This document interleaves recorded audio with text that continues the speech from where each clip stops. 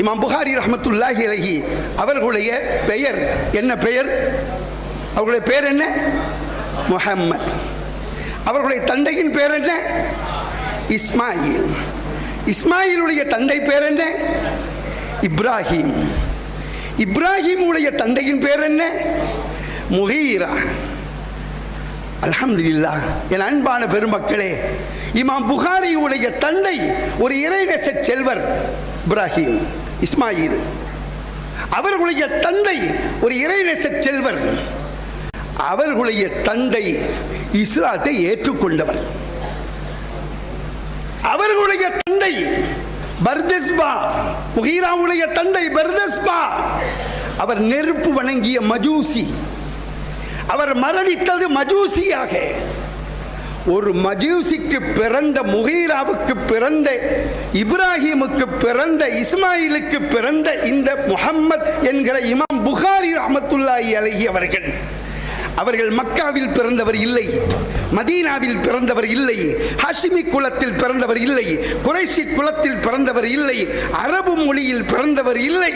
அவர் இன்னொரு நாட்டிலே, உஸ்பெகிஸ்தான் என்கிற மத்திய ஆசியாவிலே இருக்கிற ஒரு நாட்டில் பிறந்த வேற்று மொழியை சார்ந்த ஒருவர் இமாம் முஹம்மது பின் இஸ்மாயில் ரஹ்மத்துல்லாஹி அலைஹி. அவர்களுடைய தந்தையின் வரிசையை பார்த்தால் முகீராவோடு முடிவடைந்து விடுகிறது.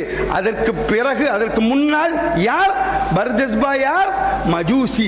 ஒரு மஜூசியுடைய பாரம்பரியத்தில் வந்த இந்த இமாம் புகாரி ரஹ்மத்துல்லாஹி அலைஹி அவர்களுடைய அந்த சஹீஹுல் புகாரியை தான் அஸஹுல் குதுபி பஅத கிதாபில்லாஹ், அல்லாஹ்வுடைய வேதத்துக்கு அடுத்து மிக உயர்வான, மிக வலிமையான, மிக மிக மிக மிக ஆதாரபூர்வமான நூல் என்று ஏற்றி போற்றக்கூடிய அளவுக்கு அல்லாஹ் அதை உயர்த்தி காட்டியிருக்கிறான் என்றால் எங்கிருந்து அந்த தாவா துவங்குகிறது என்பதை கொஞ்சம் கவனத்தில் வையுங்கள்.